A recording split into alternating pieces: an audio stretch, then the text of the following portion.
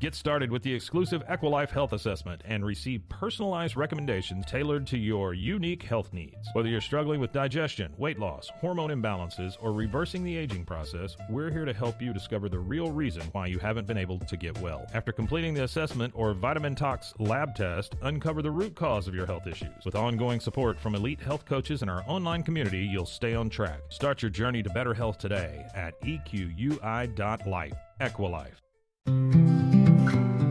Are you ready to take control of your health? At 4U Health, we believe wellness and lab testing should be accessible, inclusive, and yes, fun. With our tech-powered at-home lab test, you save time and money while feeling your best. Say goodbye to long waits and office visits. Check your health on your own terms with 4U Health. Visit 4uhealth.com today and free yourself from traditional medicine. That's the number 4uhealth.com. It's Kelly Clarkson here to talk all things Wayfair, the best place to buy furniture, decor, and anything else you can think of to create a home you absolutely love. I know when I shop with Wayfair, I find options for every style, whether I'm feeling boho or farmhouse, modern, traditional, French country. I can find exactly what I need for my home and more. No matter your space, style, or budget, shop Wayfair.com to make your home way more you. Wayfair, every style, every home. Ah, the sizzle of McDonald's sausage. It's enough to make you crave your favorite breakfasts. Enough to head over to McDonald's.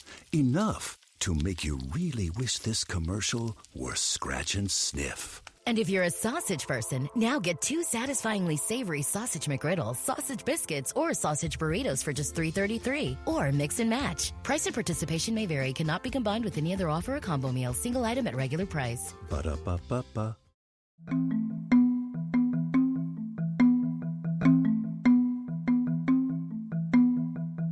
When Jennifer Harris went missing on May 12, 2002, authorities quickly identified 2 persons of interest: her ex-boyfriend and business partner, James Hamilton, and her ex-husband, Rob Holman. First, they spoke to James.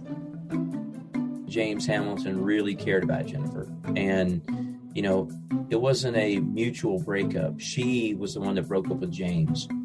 Next, they called in Rob. He says the last time he talked to her was that morning in the telephone call. He also happens to be the last person on earth who admits seeing her alive.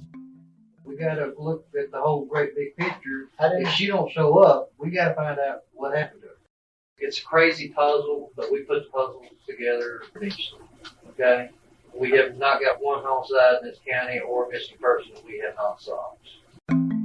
Join me as I try to discover what happened to Jennifer Harris and who is responsible for her death.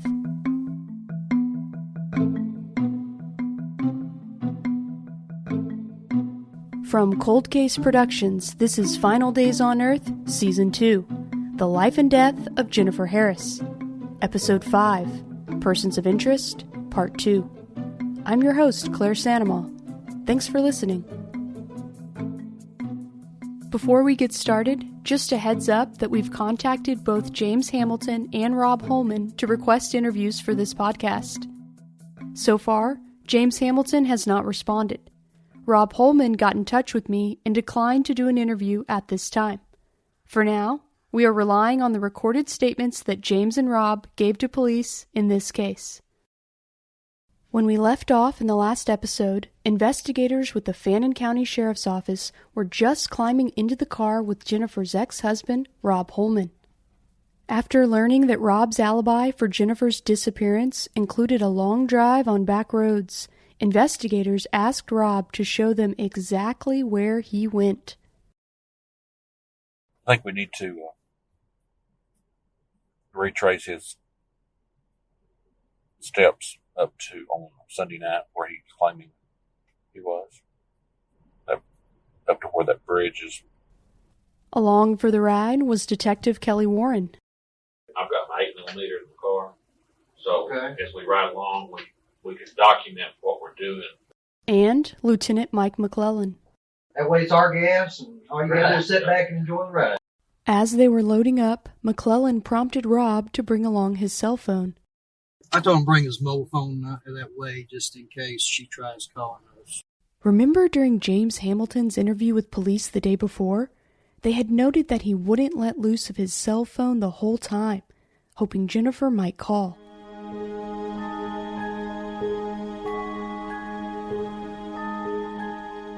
Even though investigators had said the purpose of the ride-along was to retrace Rob's path on the night Jennifer disappeared, they started out by asking Rob about the other times he'd gone driving, times when he had met up with Jennifer. About when did you meet her out here? Oh, this would have been back in first part of March.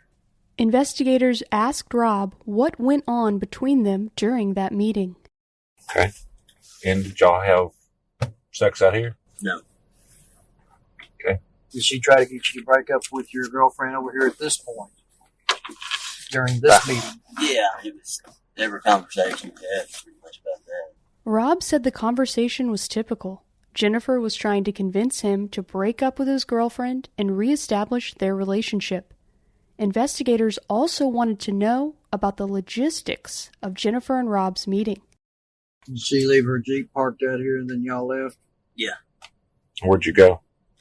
We went up this road, took it on around, just staying on the dirt roads. When she would get in the truck with you, what all would she bring with her? Let's see. I believe that time she had the dog with her. And she'd bring her keys, bring her purse, maybe a CD or something.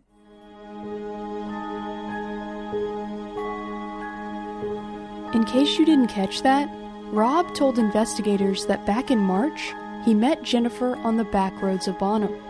On that occasion, she had her dog Pat with her, and she parked her Jeep, took her keys and purse, and got into Rob's truck.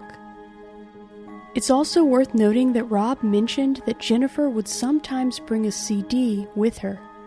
Let's listen to that last part again. She'd bring her keys, bring her purse, maybe a CD or something. Remember that Reckless Kelly CD? The one Jennifer bought in Austin about a week before her disappearance? It has never been found. Here again is former Fannin County investigator Daryl Parker. Jennifer had reportedly purchased a CD by a band named Reckless Kelly. And supposedly that was one of Rob's favorite bands. No one knows where the CD went, who she gave it to. It's just disappeared. As investigators went down the winding roads of Bonham, their conversation meandered as well. Their drive down memory lane included detours for key events in Jennifer and Rob's ongoing romantic relationship, secret liaisons that often took place down dirt roads. Now the next time is where? The night that we had sex that she was claiming when she got pregnant. But investigators really wanted to know one thing.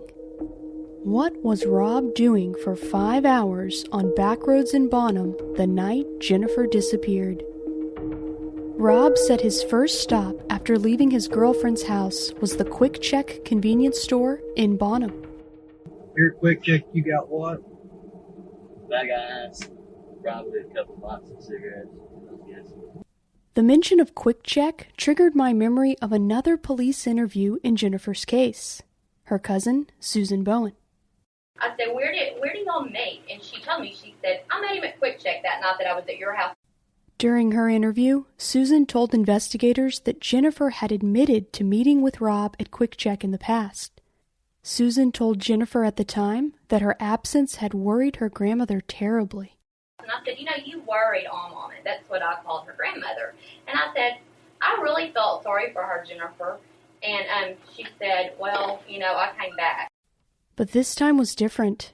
It'd been 3 days since Jennifer left the house under mysterious circumstances and hadn't come back.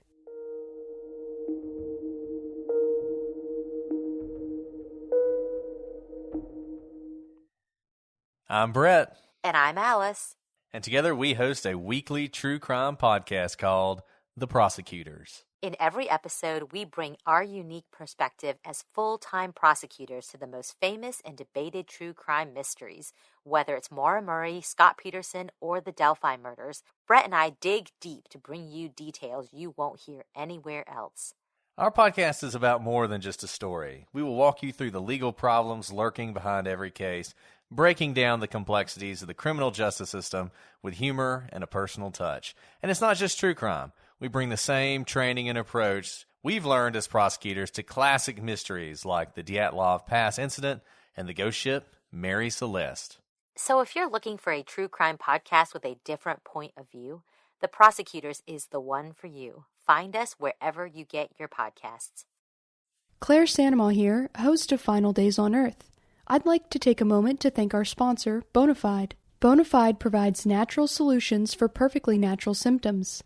They create non-prescription solutions that treat women's health issues from PMS to menopause and everything in between. New products like Sylvessa, the first comprehensive system designed to restore and protect hair and skin affected by estrogen decline from the inside out. Relelzin provides powerful hormone-free relief from menopausal hot flashes and night sweats, so you can stay cool and dry all day and night.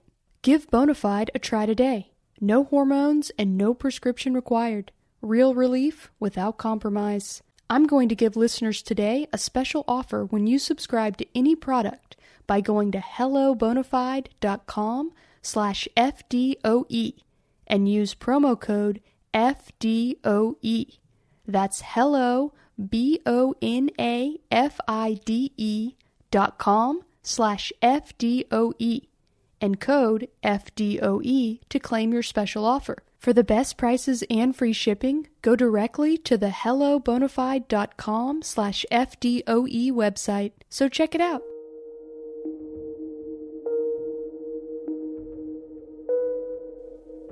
Investigators continued to press Jennifer's ex-husband Rob for details of his whereabouts.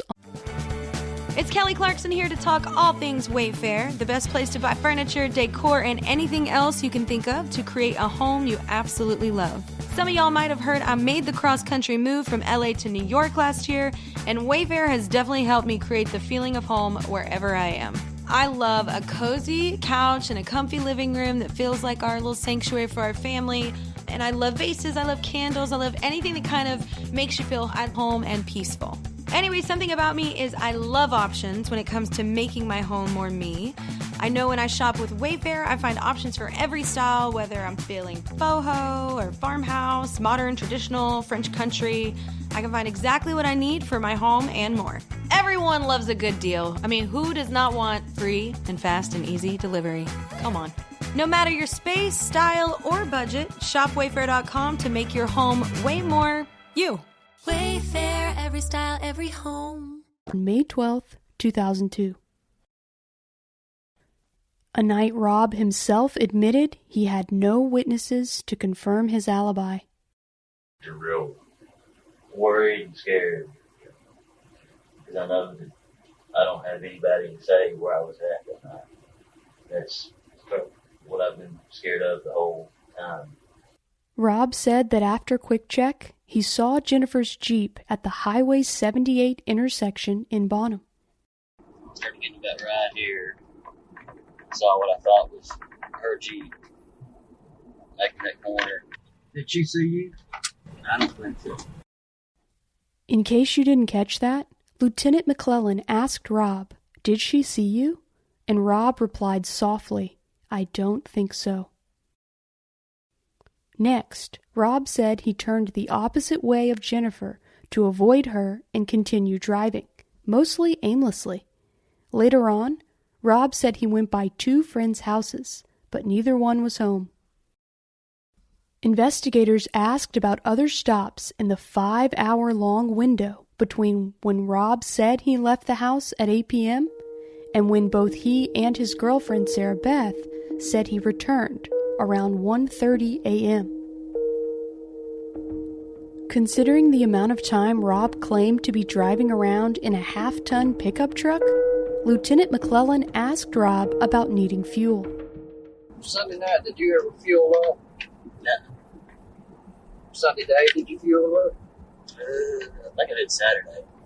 As unlikely as it might seem, Rob said he didn't need to gas up his truck after being on the road for 5 hours.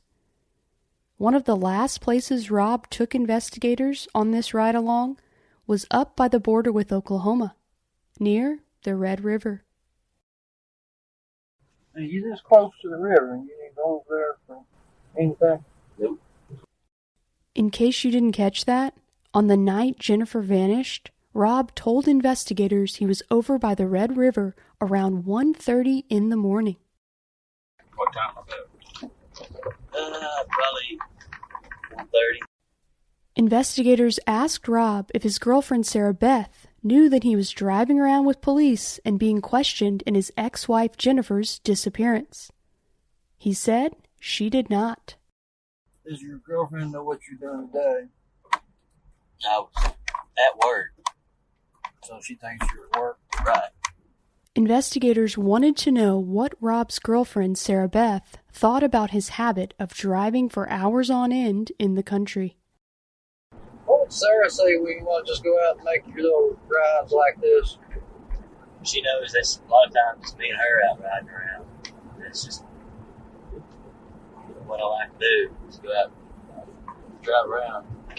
And is there any particular reason she didn't go with you Sunday night? She had to get her stuff together for school the next morning. In case you didn't catch that, Lieutenant McClellan asked Rob 2 questions.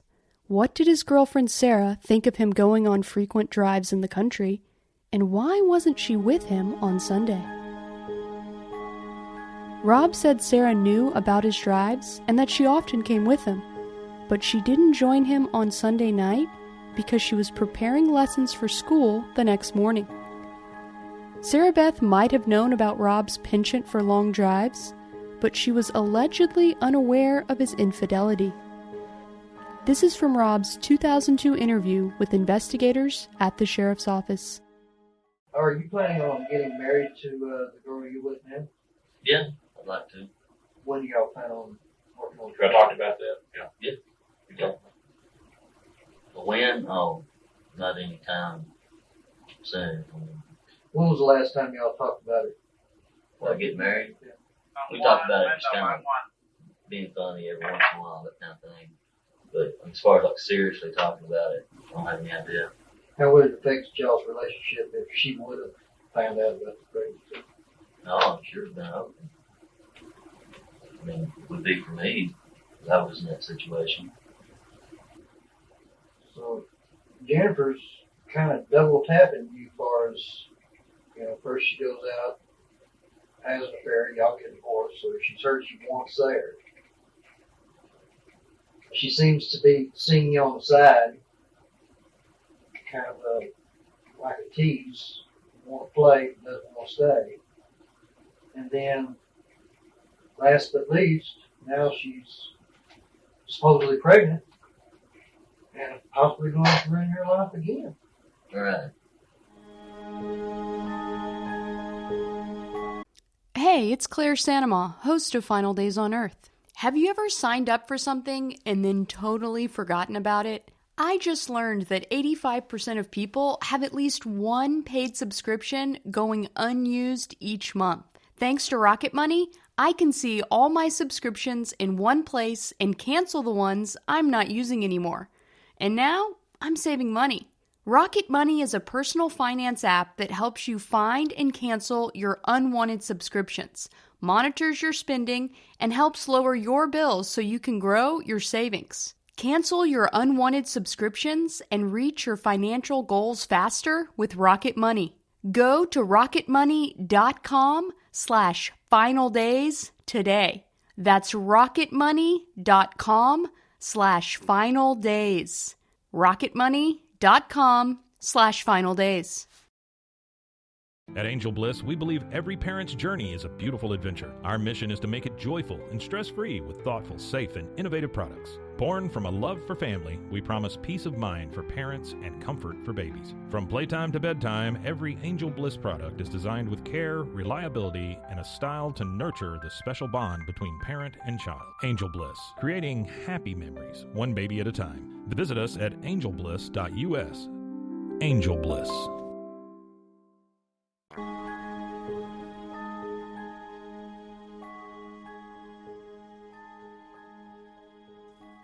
Detective Kelly Warren followed up with him about Jennifer's pregnancy. Rob told the detective that he wasn't planning on telling his girlfriend Sarah Beth about Jennifer's pregnancy because the baby, quote, wasn't his. He was also nervous that the police would leak the rumor. But we haven't told anybody. We haven't discussed it except for just within Exactly. our office. Because I never knew. With you, and then with you. We haven't been out and told anybody else. And we won't. No, this is just That's part of our investigation. Right. So if you want it known, you tell it, because we're not going to. Yeah. What you're saying here is, as far as us. Right. Because I never knew. Because sometimes the part of the conversation she'd act like it was real straight up, and then part of the time she'd say some stuff I thought that she wasn't telling the truth about it. So that's why I was asking you if you for sure knew that she was. If she wasn't, what kind of difference would that make to you right now? If she wasn't pregnant, it would make things a lot better. Detective Warren asked Rob to take him through when Jennifer told him she was pregnant. Rob said it was about 4 weeks earlier. She told me she was pregnant. Over the phone? No, we met. And where'd you meet her? Past the drive-in movie theater. Down the dirt road. And when you met her, was she on her sheet? Yeah. We sat on the side of the road and talked. She told me that she was pregnant and that it was mine, and that, asked me what I thought about it. And I told her that, couldn't be mine, and but she believed it was yours. Yeah. Investigators pressed Rob on why the baby couldn't be his. They asked him if he'd had a vasectomy, or if he'd even used a condom. Rob answered no to both questions. They then tried to piece together a pregnancy timeline. Susan, Jennifer's cousin, was the go-to source for what Jennifer believed about her alleged pregnancy. She was like 17 weeks pregnant. And even though Rob denied the baby could be his, the timing of their last interlude was plausible. The only time that we had sex was then into February after Valentine's Day. In case you didn't catch that, Rob said the last time he had sex with Jennifer was sometime after Valentine's Day, about 14 weeks before Jennifer disappeared. And where was that at? We were out riding around. Did y'all meet out there, or did you meet somewhere else and go up? No, I picked her up at Ming's house, I think. Rob told Detective Kelly Warren that on the night she claimed she got pregnant, he'd picked Jennifer up from Grandma Mimi's house in his truck, and they'd gone riding around, talking for a long time, before driving up north, by the border with Oklahoma, to a town called Riverby, up near the Red River. And did you drive straight out there? No, we drove around for a long time, talking. And what part of the town, and what part of the area did you stop at? It was north out towards Riverby, that's where it was. And whose car were you? My truck. Detective Warren pressed Rob on the exact mechanics of his roadside rendezvous with Jennifer. Rob said they had sex in a pasture, and partially in his pickup truck. When y'all stopped, did you pull off the road, or did you stop on the road? It was in a pasture. In a pasture. And did you have sex in the truck? Yeah. or outside the truck? It was, she was in the truck, I was out of the truck. Okay. That timing could align with Jennifer's pregnancy. 17 weeks prior to May 12th is January 13th, which puts Rob's alleged end date on their romantic relationship in late February well within the parameters for Jennifer to be pregnant. In the end, maybe Rob just didn't want to believe that it could be his baby. The way I was looking at it was, the whole time me and Sarah Beth had been together, she didn't like that. And she was constantly wanting to try to patch things up. That's the first thing that I thought. First, I didn't believe it. I just thought she was saying this just to say it.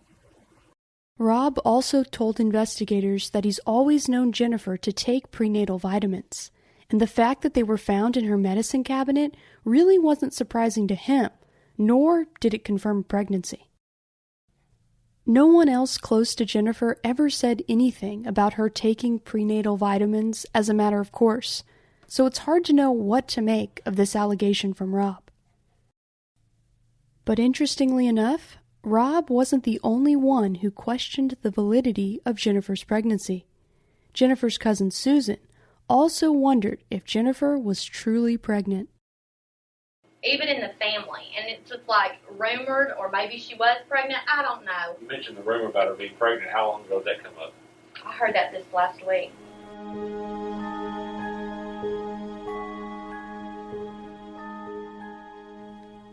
In her interview with investigators, Susan revealed why she was questioning the validity of Jennifer's pregnancy, and it circled back to the mind games Jennifer said she played with the men in her life.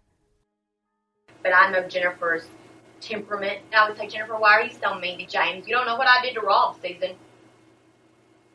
And she would say, just shut up, you don't know. And I mean, but that's the way we would talk to each other. Just shut up, you don't know.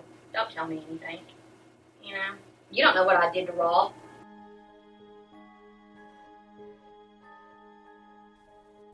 Whether or not Jennifer actually was pregnant, the idea of her being pregnant and telling people about it is a big deal for investigators.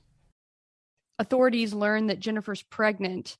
What is the urgency and how important is it for them to discover who's the father of her child or who she believed was the father of her child? Well, when someone disappears, that's kind of the first thing you have to look at, who would benefit from their disappearance. Here again is Daryl Parker. Did they have any enemies? And was the issue something that was significant enough that someone would take a drastic action? Her family members knew that she thought she was pregnant. It's a common situation where a woman who is pregnant, it's an unwanted pregnancy by the father. The mother starts to apply pressure to the father or the suspected father, the alleged father, in any number of ways. Maybe she wants financial assistance. Maybe she wants to be married. Maybe she threatens to expose an affair to the father's spouse, those kinds of things. All of those things create pressure. And, these males, the alleged fathers, respond in a variety of different ways. And unfortunately, one of the common ways is that they will kill the mother. In this case, really all of those were present, meaning that Jennifer was applying pressure to Rob, saying that this was his child and that she wanted to reconcile. And she knew that he was involved with Sarah Beth Ruffner, and she was going to tell Sarah Beth Ruffner that she and Rob had been continuing to have intimate relations even after they were divorced. To investigators, it wasn't looking good for Rob. But of course, there's another person who could have had a motive to harm Jennifer upon learning she was pregnant. Jennifer's ex-boyfriend, James Hamilton. She had just broken up with James Hamilton several weeks before this, I think 2 or 3 weeks before this. In his interview with investigators, James said he never wanted children, and that his 2 kids from a previous relationship were a surprise. I wasn't trying for children then. In fact, I didn't want children. Come to find out, she did. So that came as quite a shock. And I certainly didn't want 2 kids. Failed business plan, a spurned lover. I mean, he would make a good suspect. Jennifer told multiple people, including Rob, that he was the father. But Susan was not convinced. And then she had another love interest in her life. It depends on who you talk to, but the people that know the real truth to it, it was James Hamilton. Okay. It was also her business partner. Okay. Remember, Jennifer had told Susan that she was 17 weeks pregnant. Jennifer had moved out of the apartment she shared with James after their business folded in February. That left a 14 to 15 week overlap of Jennifer being in a romantic relationship with both James and Rob. Right, and because of that background about James Hamilton, then you have to look at his alibi, and you look at it anyway. You have to look at his alibi and see if his alibi is a construction with an accomplice, David Shajib, or if it's genuine. And like I said, based on the interviews, their body language and all that stuff, I think they were genuine. I believe the alibi. Unfortunately, law enforcement at the time didn't go down to the McDonald's and collect any security video. They could have proven the alibi up, which is what they should have done. That wasn't done. Yeah, the lack of surveillance video for the alibi is sort of unbelievable because there was surveillance video at that McDonald's, but police didn't get there in enough time to get it before it had been overwritten. Yeah, this is 2002, so most security video was still on VHS tapes kind of thing. And it's one of those systems where it will be overwritten typically every 30 days. And I don't know how long it took them to get down there, but they apparently either didn't go or they went too late. The security video had already been overwritten, and the opportunity to confirm his alibi or to prove his alibi false was lost. Yeah, that's definitely a box you'd love to have checked, even though you have 2 people, confirming right, and saying this is what happened. Like you said, it could be an accomplice. He was a friend. Would he have lied for him? To not necessarily because he knew that he had been involved in anything, but just as a friend to friend, to give him that corroboration. You have to wonder without the physical proof of it. Right. And if that box had been checked, and if James Hamilton could have been removed early in the investigation as a suspect, then you're really only left with 2 people, either Rob Holman or a complete stranger. But removing James Hamilton as a suspect was not so easy to do, as his relationship with Jennifer was also strained. The decision for James and Jennifer to break up was not James' decision. That was Jennifer's decision.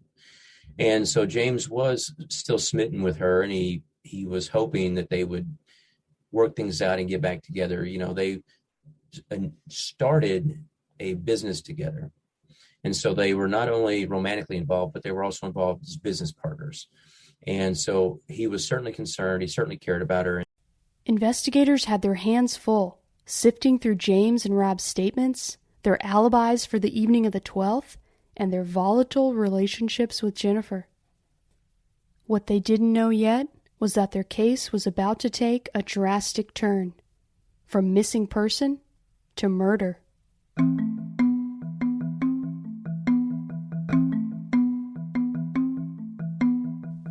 On the next episode of Final Days on Earth, the life and death of Jennifer Harris. A fisherman calls police with a grim discovery. I found out and immediately got in my car and just drove out there to the Red River Bridge. I just kept repeating over and over, this can't be real. Investigators have finally located the body of 28-year-old Jennifer Harris. But the questions in her case are only beginning. If she killed herself, where are her clothes? If she killed herself, where's her purse? Statistics do show that a pregnant woman can face a substantial risk from a partner who doesn't want the pregnancy.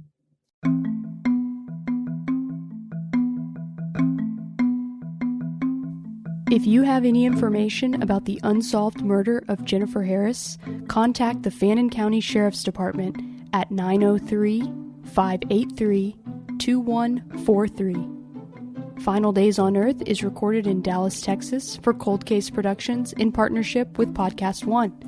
This episode was written and reported by me, Claire Sandomal, and Hillary Wadsworth. Audio production by Matthew Mallinger of Podcast One. Original theme music composed and performed by Riley Simmons. Associate producer is April Scales. Editorial consultant is Lucy Scott of LucyMedia.com. Executive producers are Sharon Richards and me, Claire Sandomal. Special thanks to Alyssa Harris-Warnick and Daryl Parker for talking to me in this episode. It's Kelly Clarkson here to talk all things Wayfair, the best place to buy furniture, decor, and anything else you can think of to create a home you absolutely love. I know when I shop with Wayfair, I find options for every style, whether I'm feeling boho or farmhouse, modern, traditional, French country. I can find exactly what I need for my home and more. No matter your space, style, or budget, shop Wayfair.com to make your home way more you. Wayfair, every style, every home.